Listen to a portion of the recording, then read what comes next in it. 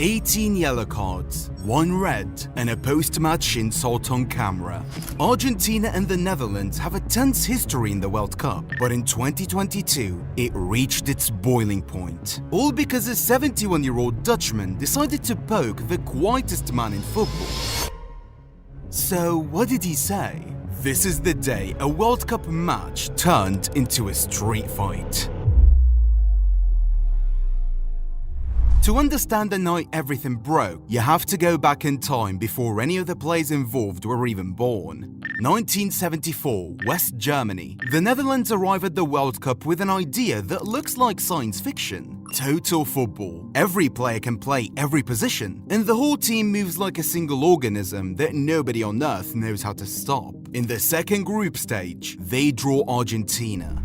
What follows is not a contest, it's a public dissection. 4-0. Johan Cruyff scores twice and spends 90 minutes making grown professionals look like traffic cones. Argentina did not just lose, they are humiliated on the biggest stage in the sport by a style of play they have never ever seen before.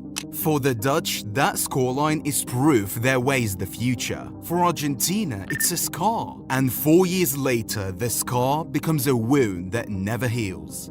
1978, Argentina hosts the World Cup under a military dictatorship in an atmosphere thick enough to chew. The Netherlands show up without Cruyff, who stayed home after an armed intruder had threatened his family in Barcelona. So the best team on the planet walks into the final already missing its best player and already furious. Then Argentina start playing games that have nothing to do with football. They emerge from the tunnel 5 minutes late, on purpose. They leave the Dutch standing in the corridor while a packed stadium works itself into a frenzy. Then Argentina's players suddenly object to the plaster cast on René van der Kerkhof's wrist. A cast he had worn in every previous match without a single word of complaint. The referee makes him re-bandage it. The Dutch threaten to walk off the pitch entirely. The final itself is a war. Fouls, hatred, confetti so thick it carpeted the grass. Mario Kempe scored twice in extra time. Argentina lived their first World Cup. The Netherlands refused to attend the ceremony. And it's worth remembering how Argentina even reached that final. A convenient 6-0 win over Peru, a result that smelled worse then and smells worse now. The stalling, the cast, a crowd engineered into a weapon. For the Dutch, 1978 was not a defeat, it was a robbery. And robberies, unlike defeats, do not fade with time, they ferment. 20 years later, the Netherlands finally got their answer, and they delivered it in the most theatrical way imaginable.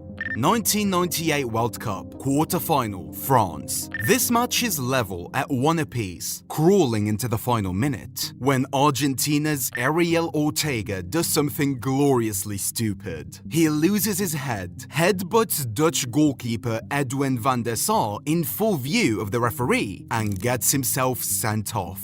Argentina, 90 seconds from extra time, are suddenly down to 10 men, which somehow made it worse. A 60-yard pass from Frank de Boer drops out of the sky towards Dennis Bergkamp. First touch, he kills it dead. Second touch, he flicks it past the last defender. Third touch, he buries the volley. 3 touches, 1 defender left for dead. 1 nation sent home. Netherlands 2, Argentina 1. For the Dutch, that goal became a monument. For Argentina, another wound that refused to close. The ledger now read level in heartbreak, and neither side was anywhere close to finished. Huge thanks to our sponsor, OK Jersey. If you're looking to add high-quality kits to your collection, from the latest 2026 season to iconic retros, they've got you covered starting at just £15. Please use my promo code MAUS to get an 8% discount. Now, the story takes a detour that, at the time, had nothing to do with the World Cup. It would have everything to do with what happened in 2022. In 2002, a Dutch manager named Louis van Gaal returned to Barcelona for his second stint in charge. His first act was to clear out the dressing room. He pushed out Rivaldo, a former Ballon d'Or winner, for the crime of refusing to be shoved onto the left wing, sold him to AC Milan, cleared the decks. Into that empty space walked one Roman Riquelme. If you don't know who Riquelme is, understand this. In Argentina, he's royalty. A two-time Copa Libertadores winner with Boca Juniors. A number 10 so elegant, so unhurried, that an entire generation of Argentinian kids grew up trying to move like him. His signature celebration, both hands cupped behind his ears, the Topollillo, was iconic across South America before Lionel Messi had even made his professional debut.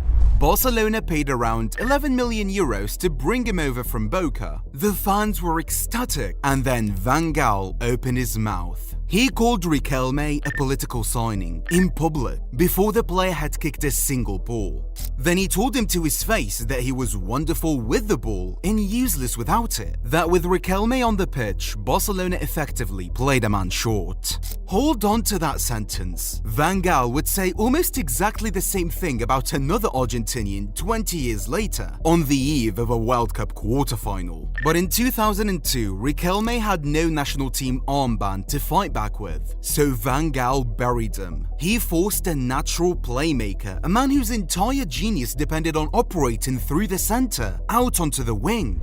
When Riquelme drifted inside to find his real position, Van Gaal scolded him publicly. When Riquelme scored, Van Gaal barely looked up. The message to the whole club was simple. This player does not fit my system, and I'm going to make sure everyone knows it. Riquelme played more than 40 matches for Barcelona and scored a grand total of 6 goals. He was never once trusted with the role that had made him one of the best players alive. His confidence was shattered.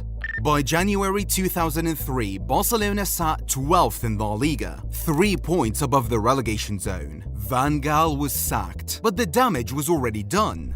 Riquelme was loaned to Villarreal, where Manuel Pellegrini rebuilt him into a player good enough to earn a World Player of the Year nomination and drag a small club to a Champions League semi-final. He proved Van Gaal spectacularly wrong. His Barcelona career never recovered, and Argentinian football never forgot who was responsible. Riquelme himself refused to badmouth Van Gaal in public. Others were less gracious. Barcelona's own Ballon d'Or winner Hristo Stoichkov was asked why Riquelme failed at the club and laid the blame squarely at Van Gaal's feet. And there was one more witness, a shy, left-footed teenager training inside the same building at La Masia, who worshipped Riquelme, who watched everything happen to his hero from a few rooms away, who was reportedly too nervous to even speak to him when they crossed paths in the hallway. The agent who brought that boy to Barcelona later confirmed Riquelme was one of his greatest idols. That teenager was Lionel Messi, and he remembered all of it. He filled it away in the same quiet place he kept every slight, and he waited 2 decades as it turned out. The feud went quiet for a while, but it never went away. 2006 gave us a polite, pointless group stage draw. Nobody remembers it, which is the only mercy this rivalry has ever offered anyone. 2014 was the opposite. A suffocating semi-final in Sao Paulo. 120 minutes, not a single goal. The whole thing strangled to death by 2 sides who refused to blink. It went to penalties, and Argentina's goalkeeper Sergio Romero saved 2 of them. The Dutch went home empty-handed again. By 2022, 5 decades of controversy and heartbreak had been handed down like an heirloom. Every player who pulled on an orange shirt or a blue and white stripe inherited ghosts from matches they were far too young to have played in. This was never a normal football rivalry. It was a blood feud with a scoreboard attached. And into that powder keg walked Louis van Gaal, now 71 years old, carrying his country's history and a personal score that had been waiting 20 years to settle itself. For 2 decades, the entire planet had tried to provoke Lionel Messi. Defenders kicked him, opponents talked to him, journalists baited him. Nobody ever got a reaction. That restraint was a large part of what made him different from every other superstar the game had produced. Then Van Gaal sat down at a pre-match press conference and chose his words like a man who had not learned a single thing from history. Asked how he planned to stop Messi, Van Gaal smiled and explained that yes, Messi creates plenty and scores goals himself, but when his team loses the ball, he barely participates. That, said by Van Gaal, was where the Dutch chances lay. He barely participates. It was the exact same criticism, the exact same framing, the same Dutchman telling the world that an Argentinian genius did pretty things on the ball but did not work hard enough off it. He had said it about Riquelme in 2002. The words were nearly identical, and if Van Gaal did not notice the echo, every Argentinian watching certainly did. He was not finished. Pushed on his actual plan to contain the best player on the planet, Van Gaal waved it away. "You'll see on Friday," he said, smirking. It would be stupid to reveal it, but it's not that difficult to come up with an answer for how to stop him. Not that difficult. His goalkeeper Andris Noppert chimed in with comments about Messi's supposed weaknesses. Captain Virgil van Dijk added the same polite, faintly arrogant confidence. The same message from the entire Dutch camp was identical. "We are not scared of him. We have done this before. We know the plan." Every word of it reached the Argentinian dressing room. Messi confirmed a year later that he believed Van Gaal had provoked him on purpose, and that the goalkeeper's remarks had crossed the line. Then he said the thing that explained everything. He doesn't like people talking before matches. He said he always respects everyone, but he likes to be respected too. And before this game, the Dutch were not respectful. And here's what Van Gaal never seemed to grasp. He was not questioning a player's work rate, he was insulting an entire idea of how football should be played. The number 10, the enganche, the artist who makes beauty out of stillness. That's the tradition that produced Diego Maradona, then Riquelme, then Messi himself. Mocking it was not a tactical opinion. To an Argentinian, it was a declaration of war.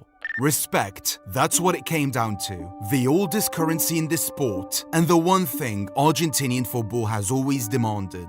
On December 9th, 2022, at Lusail Stadium, the quietest man in football walked into the pitch carrying something nobody had ever seen him bring to a match before. The Netherlands were about to find out exactly what it looked like. Speaking of those kits I mentioned earlier, OK Jersey isn't just about low prices, they're the gold standard. They have a 4.5 Trustpilot rating and everything from 90s legends to the 2026 World Cup lineup in stock. Use my code MOUSE right now to get 8% off your entire order.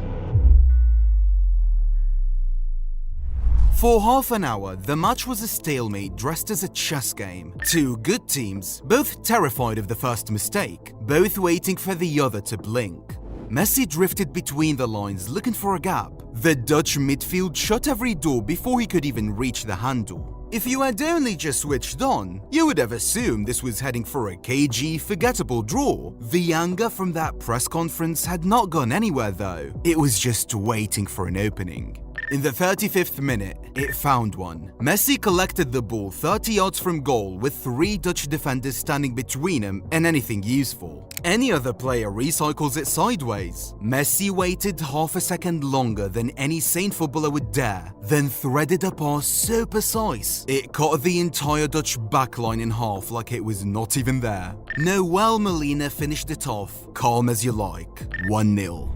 That pass was the first sentence from Messi's reply. The man Van Gaal dismissed as not that difficult to stop had just unstitched his defense with one single ball. On the touchline, Van Gaal barely moved. Arms folded, jaw set, the look of a man who still believed his plan was working. For 38 more minutes, he would be allowed to believe that. Then the second half of the answer arrived, and it was personal.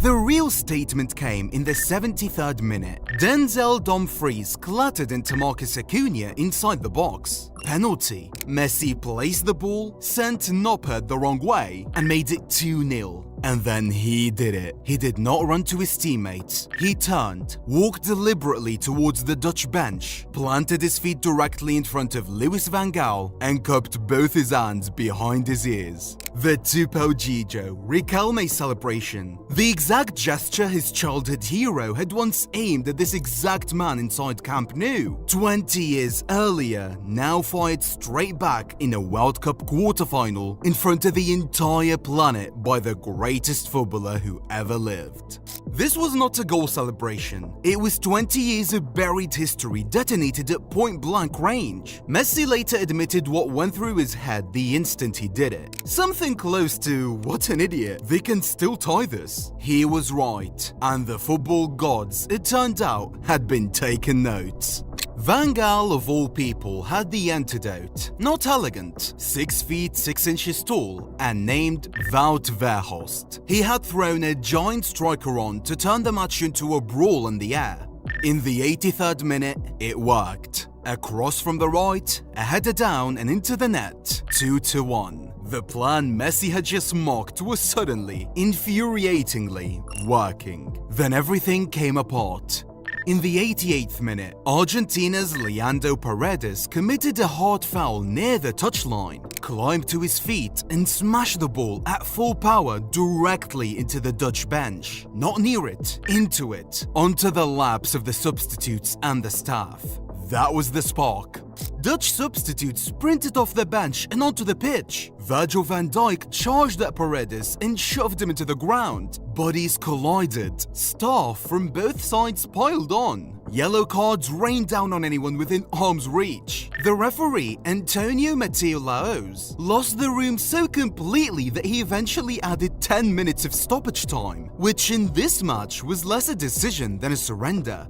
And in the 101st minute, the very last act of normal time, the Netherlands found a crack that should not have existed. A free kick on the edge of the box. Everyone in the stadium expected a cross looped onto Weghorst's head. Instead, 10 cop miners rolled it sideways. A short, clever pass straight through a wall that shifted 1 second too late. Weghorst swept it into the bottom corner. 2-2. Messi, who had cupped his ears at Van Gaal barely 20 minutes earlier, stood frozen on the halfway line. Extra time settled nothing. Lautaro Martinez hit the post. Enzo Fernandez rattled the woodwork in the dying seconds. The score stayed level. And so the most chaotic match in modern World Cup history came down to the one thing Van Gaal had predicted before kickoff: penalties. He had said, out loud, that the Dutch held the advantage there. He really should have stopped talking days ago. That's it for today. One last reminder to check out OK Jersey via the link below. With fast shipping and premium quality for just £15, it's the best way to grow your collection without overpaying. Go grab your piece of football history now. By the time the players lined up for the penalties, this had stopped being football. It was a psychological war between two dressing rooms that genuinely hated each other, conducted from 12 yards out.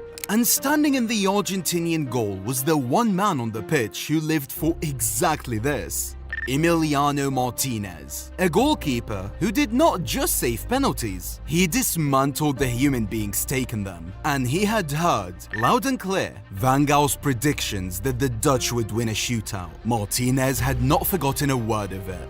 Van Dijk stepped up first, the captain, the man who had shoved Paredes to the ground 40 minutes earlier. Martinez stared him down, nudged the ball off the spot, stalled, talked, did everything short of taking the captain's wallet. Van Dijk struck it to the right, Martinez went the right way and saved it. Messi went next, calm as a man who had wandered into the wrong stadium, and tugged his away. Steven Berghuis walked up for the second Dutch kick. Martinez was already living inside his skull, pointing, talking, delaying. Berghuis hit it low. Martinez dived again, saved again. 2 Dutch penalties, 2 saves. The shootout was effectively over before the Netherlands had even scored. From there, it was a formality. Argentina kept burying theirs while the Dutch, rattled and a man down on belief, clawed back what little they could. When Lautaro Martinez stepped up with the chance to end it, he did not hesitate, picked his corner, rolled it into the bottom corner. Argentina won 4-3.